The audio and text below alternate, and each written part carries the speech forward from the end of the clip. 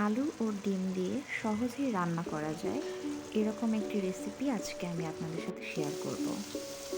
একটি প্যানে সয়াবিন তেল দিয়ে এর মধ্যে সামান্য পরিমাণ পেঁয়াজ কুচি, রসুন বাটা, স্বাদমতো লবণ, সামান্য পরিমাণে জিরা, হলুদ ও মরিচের গুঁড়ো দিয়ে এর মধ্যে পানি দিয়ে কষিয়ে নিতে হবে। পানি হালকা টেনে আসলে এর মধ্যে কুচানো আলু দিয়ে দিতে হবে। এই কুচানো আলুগুলি মশলার সাথে মিক্সড করে কষিয়ে নিতে হবে।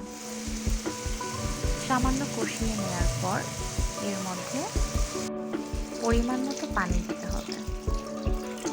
পানি হালকা গরম হয়ে বলক আসার পরে আমি এখানে 2টি ডিম ভেঙে দিয়েছি।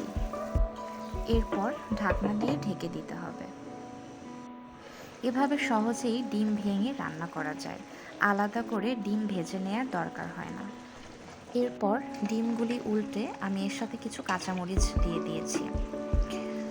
অনেক সময় বাসায় আমাদের রান্না করতে ইচ্ছা করে না, কিন্তু এই রান্নাটা খুব সহজেই করে নেওয়া যায়।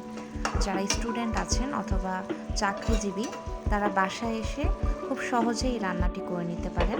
আমার যখন খুব ক্ষুধা লাগে তখন তাড়াতাড়ি করে এই রান্নাটি করে ফেলি। এই রান্নাটিতে সময়ও কম লাগে।